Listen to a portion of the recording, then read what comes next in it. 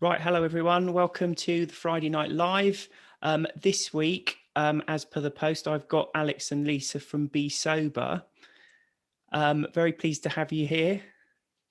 Oh, we're really pleased to be here, William. Thank you. It's Having watched privilege. all my lives so far. Yeah, we've watched quite a few actually. We're not those people that pretend. I've watched your silent one. Oh, that was. I'm still paranoid about that now. Going live on these things. I'm not one for technology. Don't Dear be. me. So, tell us a bit about your backstories, then. How you got to be where you are today. Do you want me to start? Are you, Liz? You look really keen. Really excited. No, we are. It's just long. We don't want to put anyone off. So yeah, Lisa and I were and have been best friends for the best part. In fact, it is 30 years now. For 30 years, we always say nearly 30 years, but it's hit 30 years.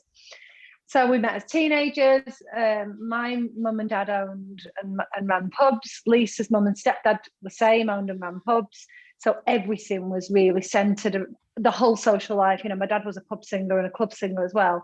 So Sundays, we'd all go in two cars and we'd rock up at various venues, and we'd be stuck in like the tap room, which is like the games room in the pubs. When my dad was playing on stage, everybody was drinking. We just got left to our own devices pretty much. And life was like that, wasn't it, Lisa? It was just okay. I can't believe we still can't play pool just thinking about it. Like, why are we so rubbish at it? You speak for yourself. I'm brilliant. Darts. I was quite good at darts. But yeah, so we grew up in these pubs, and then we kind of started, as most binge drinkers, I'm going to say, yeah, binge drinkers do, experimenting with the teenage stuff. So, the 2 litres of cider on the park, going to the under-18s disco, getting as much alcohol as you could handle inside you. A lot of it, looking back, certainly for Lisa, was to overcome the social anxiety side of it. Am I right in saying that? Yeah. Yeah. And for me, it was just, I just thought it was fun. Thought it was a lot more fun when I was drunk. So started off like that, and I guess it was just kind of innocent dabbling for most part. And then we both kind of settled down, got married, and our lives kind of went different ways, but we sort of stayed in touch. But we weren't kind of together through our 20s so much. We had different things going on. Lisa was a mum younger than I was, and then I had children. We didn't marry up. So fast forwarding, we both just spent the best part of our 30s partying together. And that's when things got bad. We started using alcohol I don't know if there is a right way. I don't think there is now. Now I've read your books, William, there's not a right way, but no right way. My way of thinking. Using alcohol in a really wrong way, relying on it to celebrate, relying on it to socialize, relying on it to loosen up in certain situations. And for me, then with my life, it became something I would rely on in stressful times, or any time anything went wrong, any negative situation, I would drink. Go on, do you want to take your bit of your story here, Lisa? Come on, you've not spoken. Where are we at now? Sorry, I switched off. Well, we're somewhere in our 30s when we're getting drunk. This is why I like it. This is Alcohol Explained. You're on a live, yeah? We're good. I'm so sorry. I just thought... I bored her, clearly, William. That's what it is. I started to tell a story, so I'll just leave it to it and have a cup of tea. You're right, yeah. Do you want me to carry on, Lisa? later? Oh, I'm so sorry. No, it was around 30s. I'd split up from my first husband and met my second husband. Our lives massively revolved around alcohol, like every single weekend, and I never realized how much my husband was actually drinking. And it was kind of like, if you can't beat them, join them kind of thing. Later on, I realized that he had quite a severe problem with alcohol and would say he was an alcoholic. And I always feel funny about using the term alcoholic because it's not something that I'm comfortable with using myself. So I kind of say my ex-husband was an alcoholic and I had a problem with drinking. Is that weird? Because we drank very we drank very differently. So he was like a at-home drinker, silent with the red wine, and I was out in the bars mourning how much he was drinking whilst having Drinking shots. yourself. Yeah. Yeah, and buying everyone else shots as well, William, right? Not just involving herself in this. Lisa couldn't do a shot on her own. You had to have them as well. Talk Yeah. me through though how you came to stop, because what you've described sounds probably familiar to a lot of people, but actually it's really common here.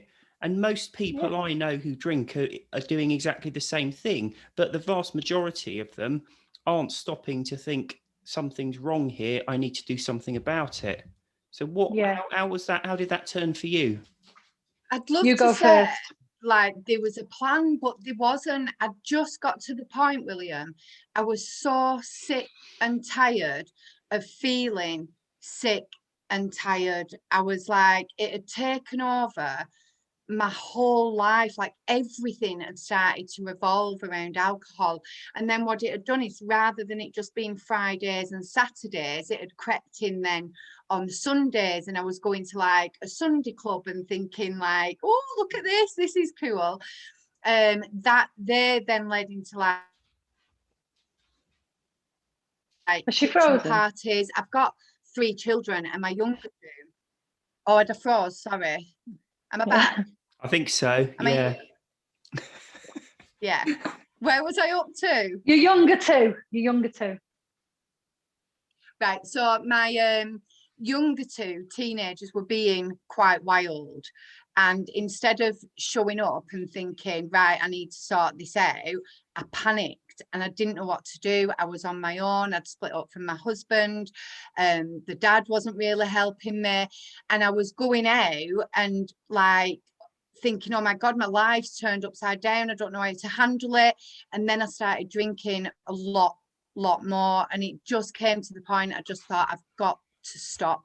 I'd missed work. It was a Monday morning. I couldn't get up. I'd said to like my youngest daughter, please just get me some water and I'll take you in school at dinner time.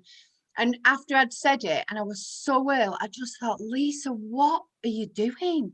Like, what is happening here? You're actually bribing your children to get you water and telling them you'll take them in at lunchtime, you know, like it was a dead good thing. Oh, you can have this morning off. Like, what the hell? And I think I just needed to show up and be a flipping parent, because I'd kind of lost it. Yeah. Just were trying to, I was a young mum, so I had my first daughter at 19. So when everybody else was going out and clubbing and doing all these things, I wasn't. I'd got a house and a family and, you know, all these things that I dreamt of. So when that was kind of taken away, I tried to relive my youth, and I just got so fed up of it. That's it. I was just fed up of it. You only took a break, didn't you? Yeah.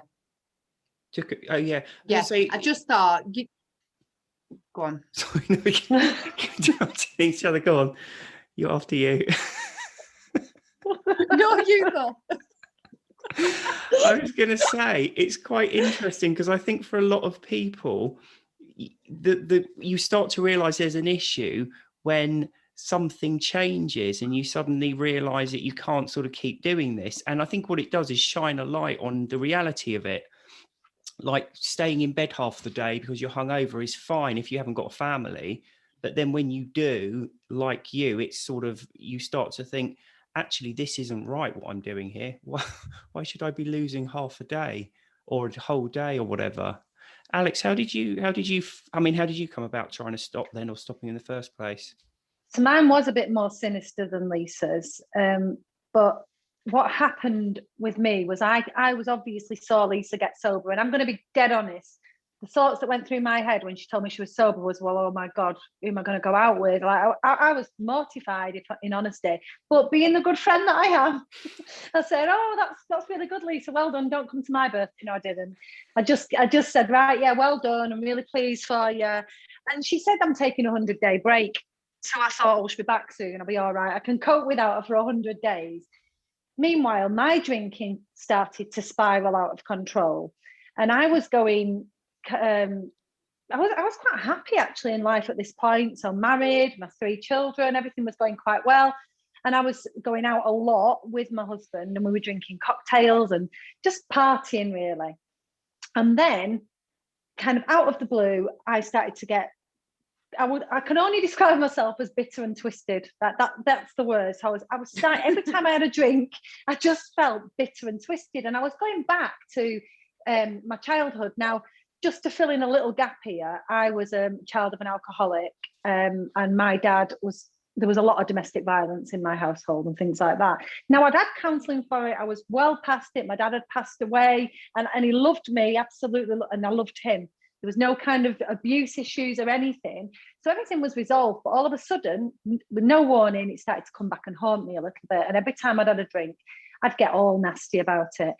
For whatever reason, in my drunken mind, I started to take it out on my husband. Things weren't going well. And it kind of came to a bit of a head in August of 2018. And I know this sounds stupid, but it was a big deal. I threw a sandwich at his head.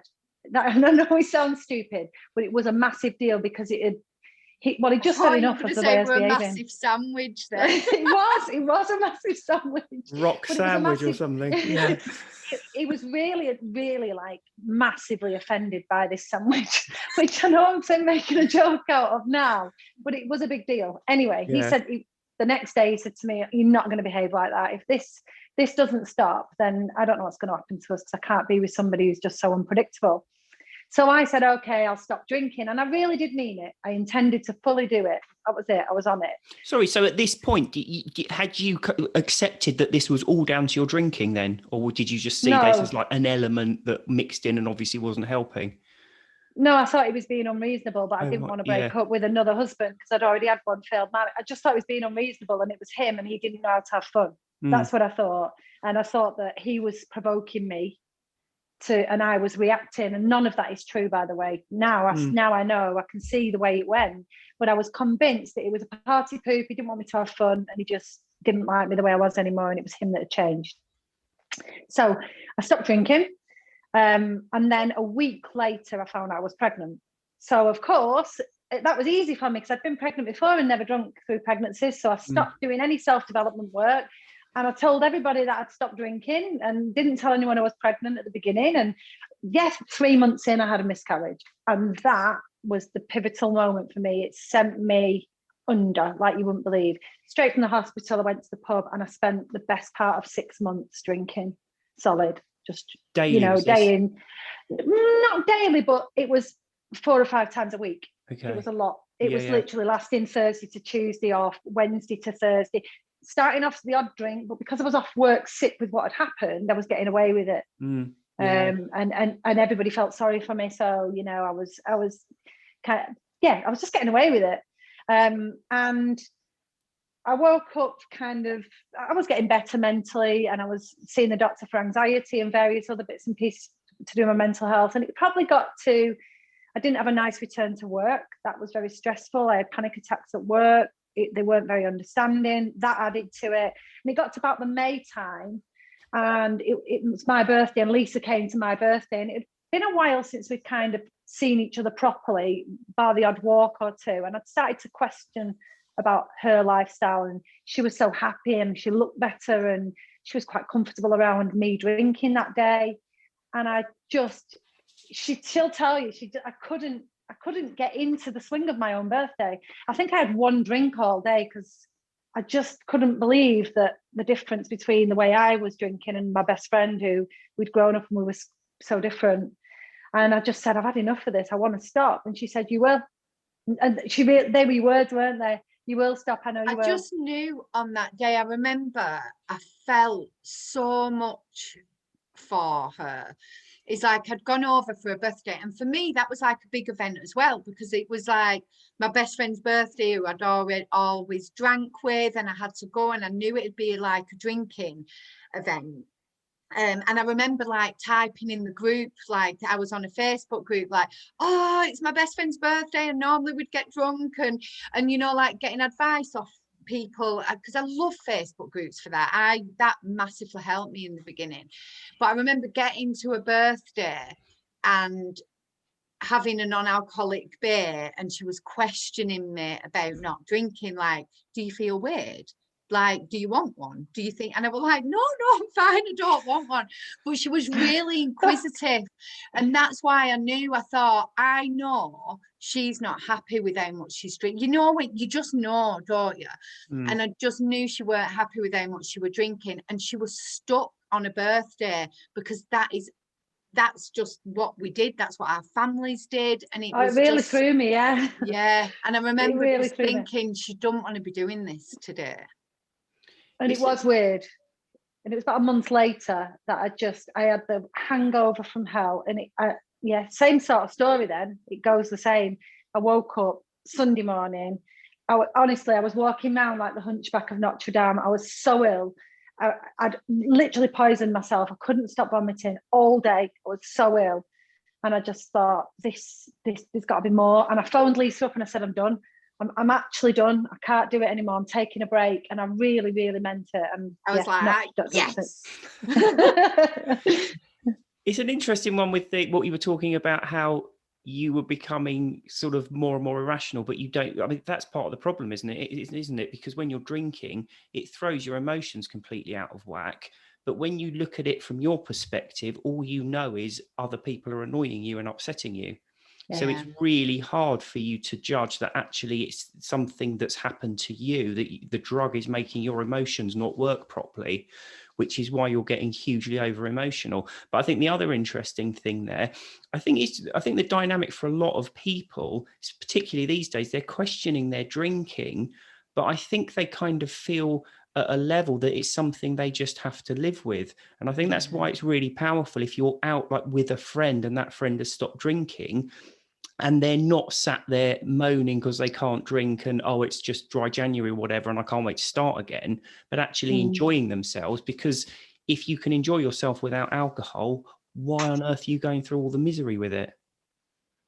Yeah, I think that's it. And the other thing is as well, because our benchmarks were set so high, as in we'd both grown up surrounded by it, we just, both of us always say we just didn't know we were as bad as we were, because we weren't as bad as the worst people we'd seen. And by worse and bad, I don't mean as in horrible people. I mean in terms of the drinking habits. Yeah. And so all the time you always had somebody in your environment that you could say, well, I'm not an alcoholic because they're an alcoholic, or I'm not a problem drinker because they're a problem drinker. So it kept, certainly with me, and I know Lisa says the same, but it kept me stuck for years. And you know, seeing my dad go, I was never as terrible as a drinker as my dad. So I was stuck, irrational, couldn't see it. And then of course wasn't prepared to accept that I was addicted until I stopped. And you know what, you know, when you buy a red car and then all you see is red cars, the day you decide to stop, I didn't realize how much I thought about alcohol. And maybe it was because I always knew it was coming at the weekend. But the day I decided to stop, I woke up Monday morning and I remember phoning Lisa up. Do you remember I phoned you? All the time. Like every day she would be asking me questions about it. And I love now, because to all our members, she answers all these questions. You know what's funny, right? I'm going to tell you something about it. I had a treadmill. And I listened to your book. It was I always tell you this anyway, it was the first book that I really listened to that I could full on relate to. I'd listened to other books, but they were a bit too fluffy for me. Your book just said it as it was, called it out. And I was like, yeah, this is my book, right? So I'm running on the treadmill listening to this book. And then I would pause the treadmill and phone Lisa and go, you'll never guess what William Porter's just said. And she'd say, I won't swear on your life. She'd say, will you just go away, Alex? Because I've been there a year ago. Please, will you just leave me alone? I'm past this point. Lisa, did you genuinely think you were just going to take a break when you stopped? Or was it one of those things where you just tell people you're taking a break, but actually you know full well you're going to stop? I knew really early on that I was going to stop, and I didn't dare tell anybody, because it was just like, I remember saying to one of my friends, I'm going to stop for 100 days. And she was like, whatever, right? And just complete, well, that, I'm pretty stubborn, right? So that I bet you don't was like, will I not? Watch me do it forever. Like that's kind of, but I knew really early on, I was so interested in other sober people. Like I ran like a health group, and I remember this lady coming in saying that she'd stopped for 100 days, so it must have been in my subconscious without me realizing. And I was saying, and she'd gone on holiday, she'd like been on 2 holidays in that 100 days, and I couldn't believe it. I was like, and I remember stopping the whole group going, you didn't drink on your holiday. Like, what did you do? And I was genuinely gobsmacked that she didn't drink. And, you know, I still speak to her now and again through a message. And she was the one that actually sent me Catherine Gray's first book. And she'd said that, and that for me was a life changer. It was the first one I read, but see how yours was my life changer, by the way, William. Just pointing it out. Yeah. Oh, yeah.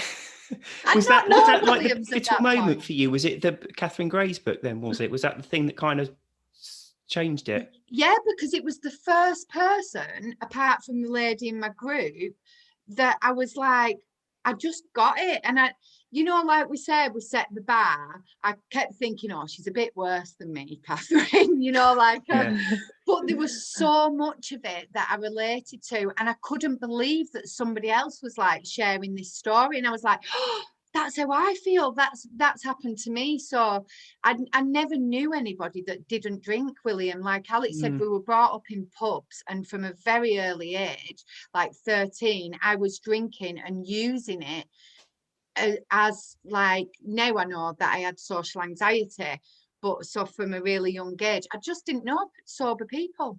Yeah, like no, I think that's true for a lot of people. There's not many people who don't drink. I knew, I think one person, this fascinates me. She was from Manchester as well. She'd drunk once in her life.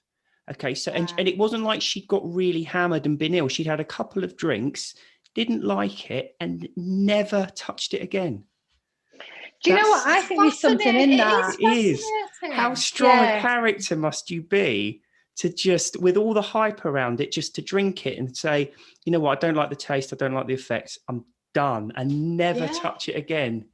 It's extraordinary. I think there's something in that. I think that if you didn't start drinking as young as maybe we did, you wouldn't like, because I remember my first drink and thinking that's disgusting, but carrying on because everybody was doing it and you felt like the odd one out. And I think if you try it older, maybe you have got the resolve to go, this is disgusting, you're putting poison in me. I'm not having that. I think some people start late though. Jen, who was on the live a couple of weeks ago, she started, like, she went through like university and everything, just like having 1 or 2, and it started properly for her a bit later on.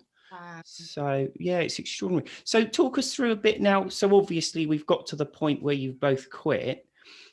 Alex, did you know you were going to quit for good, or were you like just dipping your toe in the water? Or I said 30 days, but I only said 30 days because I didn't want to feel that I wasn't allowed. It would have gone the opposite way for me. But again, like Lisa, I knew I'll tell you what, I knew after the first weekend when I'd not drunk and not had an argument with my husband, and I thought, and I'd been able to do something with my kids.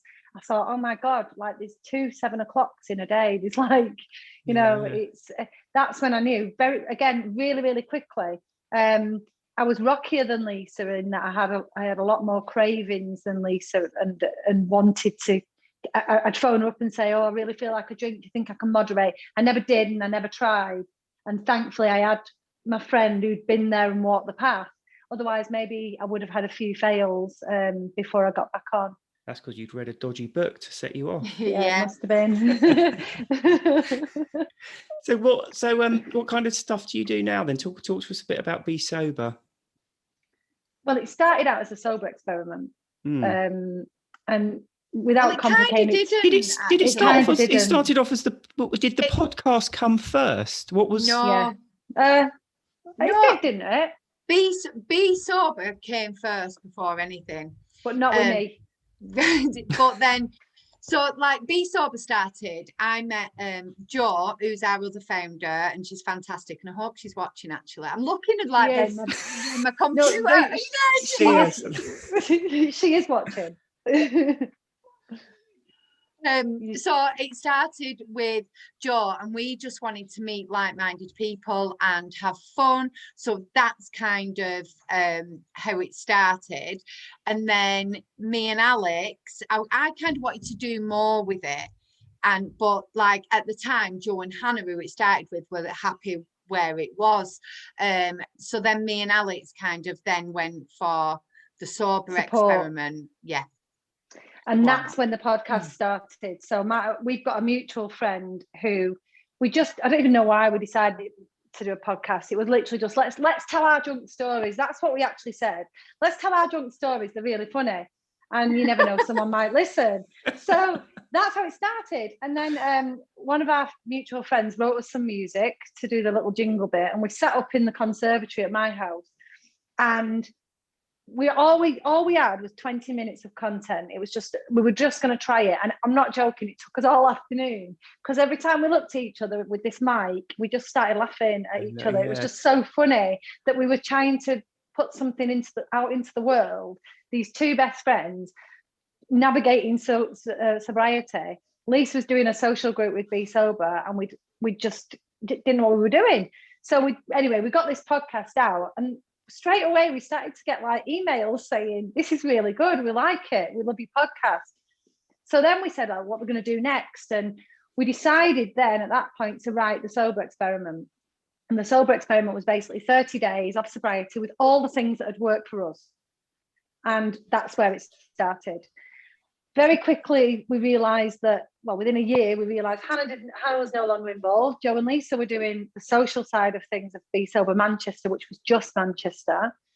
We were doing the support stuff, and Lisa was literally torn in half, not knowing, she was just, and she just said, like, we need to do something. So she talked to Joe, she talked to me, and we all decided to merge. And now we are Be Sober, not Be Sober Manchester, just Be Sober, which the sober experiment is still a product of, weirdly. So what do you offer now then? What is there of it? Oh, William, there is so much now. Like, are you ready? Have you got time? I think so. We've got 2 hours or so. Is that enough? Yeah, that's fine. So we've got the sober experiment, which Alex just told you about. Alex now offers coaching, so you can tell that, Alex, because it's fabulous. Well, it's an accident that I'm coaching, but I did a coaching qualification because I thought, right, if I'm going to be writing a program for people to complete 30 days of sobriety, in fact, I'm saying Lisa and I both thought, well, we can't be offering help and support and mentoring and coaching unless we're qualified. So we both did our coach qualification, and we decided to add a free coaching session into our sober experiment in like a premium package with other things. Anyway, Lisa then decided that she wasn't going to do the coaching, and that's how I've ended up with coaching. So I do it one-to-one now, and that's probably my biggest role in Be Sober now, isn't it? Yeah. And then I do group coaching as well as part of the membership. Then we do a sober support lounge. Back to you, Lisa. This is your baby. So every Thursday we have a sober support lounge. It's just where people can meet up. So we do it on a Zoom. And people can come from all different stages of their sobriety. So whether they're just thinking about drinking, we've got people on there from day one to, I think we've got one guy that's like 15 years sober. So there's such a wide range of people. We get together, we go into little breakout rooms. So it's more social, and you get to really, really meet people, and the friendships. This is what I love about it, is we have that Thursday, but then people really get to know each other and become really good friends. Like, watching the friendships is just fantastic, isn't it, Alex? We've had our first Be Sober relationship, haven't we? Oh yeah, we've had a Be Sober love. Yeah. We have. We're going to start a dating app soon. Yeah, well, why not? But then we've got our drop-in lounges on a Sunday, which Joe runs, and they're kind of more informal chat, support, setting intentions. They're nice. We have exercise classes in our group. I know, which are fantastic, 3 times a week. And then the membership package, which kind of incorporates everything. So we have like a monthly membership. And, you know, one of the questions we get asked a lot is like, you know, why do you charge? Well, you know, well, basically these are our jobs now. So we had to monetize it, because otherwise we couldn't offer the support that we offer. It's very limited what you can do in spare time, isn't it? That's the problem. Yeah. And we're a non-profit company, so we've converted. The Sober Experiment has gone. That company has gone altogether, and we are now a community interest company, which basically means that any income above what pays kind of basic costs of the company goes back into providing support and growing the company. So we've ended up now with, have we got 10 ambassadors, Lisa? Yeah, that's where I was going to go with it. Yeah, we've got 10 ambassadors now. So we've got these ambassadors. And what a time to decide to get ambassadors to create events around the country. Like, why not do it in lockdown? Works though, it's happening. We don't know how. You know it's what? Happening. They've been absolutely incredible, and they're such a huge part of Be Sober now. And they've like sorted events out. We've had musicians on Friday night. We've had book club. Yeah, we've got one. It's all on Zoom, presumably, is it? Like virtual? Yeah. We've had before lockdown, actually, the Bolton girls, they are organised a paddle boarding event, so everybody did that, and they had an axe throwing event, which is like, honestly, this is what I'm saying. Have you got? There is so much. There's actually talk of skydiving. Yeah, no, there is. That's happening in June. That's getting booked. There's skydiving happening, and also on Mother's Day we're doing wreath making with dried flowers. So the range of events that get offered, because they're all from all over the place with backgrounds from all like different range of skills. Classes. You're doing street dance, wreath making on Mother's Day. Is that presumably for people with elderly mothers? Is it? No, it's not that kind of wreath making. Get ready for the big day. Yeah. It's the week before Mother's Day. It's like a workshop for how to do them. Dried flowers, they're very pretty, they're nothing to do with morbidity. You know, like Christmas ones. People have Christmas ones. Yeah, but now it's fashionable all year. So you have like Easter ones, Mother's Day ones. Oh, right, okay. They're not for that. Okay. I like how you have to say that as if it's a bad word. But yeah, we've had the wreath making, then we've got street dancing. That's on Friday next week, isn't it? The street dance. So it's just unbelievable, like what's happened. These events that the ambassadors are organising, and they're amazing. We've got a cooking one. We've got Shayna, who is the ambassador for the Black Country. She's doing a cooking event next Friday, so she puts the recipe in the group and then she goes on Zoom and everybody cooks. I know. It's amazing, isn't it? Because I think with more and more people quitting drinking, and almost lockdown has opened it up, because usually what you had, especially a few years ago, was like individual people all over the place had all stopped. But with technology and more people quitting, it's so much easier to find a community of people who don't drink. Because I always sort of say to people, don't be afraid to socialise and go out and socialise. But it is incredibly irritating when people are drinking around you, because they're so irritating and boring and dull. And it's just nice to be with people who are sober and be able to talk to people who aren't sedating themselves heavily and becoming more stupid and irritating while they do it. I love how you say it. It's so honest. Yeah. What can we add to that? Yeah, you're right. We had a question. I think if you're all okay, I think we just about got time to go through it before we wrap up. I'd like to know how to get involved. So perhaps you could talk us through where people can find you, but also, and I think this is quite a pertinent one given the situation, what kind of things have you been doing through lockdown to continue to support people? Through lockdown to continue to support people through lockdown. I mean, that's the big thing at the moment, isn't it? And I think some people are finding it incredibly difficult because they're stuck at home and it's very stressful, and alcohol seems to be just picking up more and more. And I think on the other hand, people who have quit, because I know a lot of people have quit now during lockdown, and they kind of feel like they're in a sort of a weird in between, because the big tests like going on holiday and socializing in the pub and all the rest of it have yet to be, they've yet to test their mettle. So it's kind of a bit of a weird time at the moment, isn't it? So what have you guys been doing to support people, and what's your take on it? I think first it's important to say that if people do want to get involved, if they visit our website, all the kind of ways they can get involved in terms of the events are all up there for anybody to access.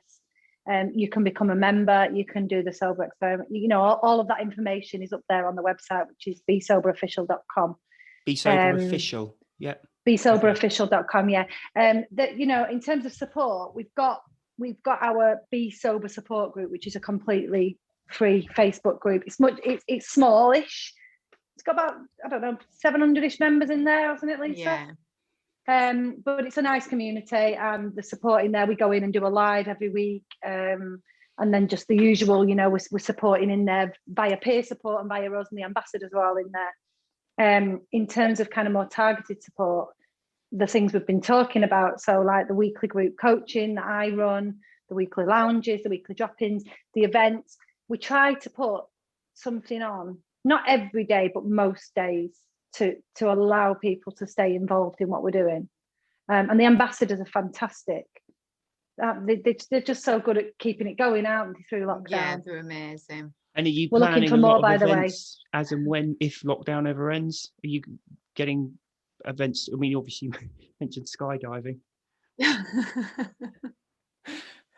We're hoping to. It's really difficult, isn't it, to try and book or plan everything, but I think they're all ready to go. As soon as we get the go ahead, they'll be ready to go and have some real life meetups. Yeah, they've all had training, and they've had mentor training, they've had safety training, they're all DBS checked, so we've done a good job with it. No. We've done a good job with it, but so we've got 10 ambassadors at the minute, and that will grow hopefully, because we're always saying, if you want to be an ambassador, get in touch. We only ask that people are confident in sobriety. And that's the thing with Lisa, which I don't know if we made a big enough point of, when there wasn't a group in Manchester available, rather than sitting back and waiting for something to happen, Lisa, Joe and Hannah made one. And we decided, well, if we can do that, they can do that. That can happen anywhere in the country with the right level of support. So that's what we're doing with the ambassadors, is helping them to set up support, as in social support in their own areas. And the other good thing about it is that we're not asking them to do it our way. So we're saying, if you like knitting, tell people you like knitting, and you'll find people who like knitting. If you like hiking, go hiking, people will come to you and do it. So they're actually getting a lot of enjoyment out of it. We're not saying you've got to be a good cook or you've got to be able to paint. You do what you're happy with, and your crowd finds you. So you've got people then setting up in other areas, different areas? Yeah. Excellent. Yeah. Fantastic. Yeah, where have we got at the moment? We've got Bolton, Preston, Black Country, Wirral, Durham, Liverpool, Bristol. I hope we've not missed anybody. Nampa over in America, yeah. Oh, right. But just not one London at the moment. Not London. Do you know what? Not London, not Glasgow, not Edinburgh. Oh, right. And we've got Manchester, obviously. So and not Cardiff. So yeah, we need a few more ambassadors from in the different wider areas. Sphere. Yeah. And we're happy for overseas as well. So excellent. Yeah. Well, thank you so much for coming on. It's been tremendous. Oh, thank you for having us. No. I bet you wish you hadn't now. You're like, what I know, are they doing? I'm thinking that. It's like laughing, like, yeah, thanks. Get off. Get off. Go away. Must sign up for that wreath making for Mother's Day. Fantastic.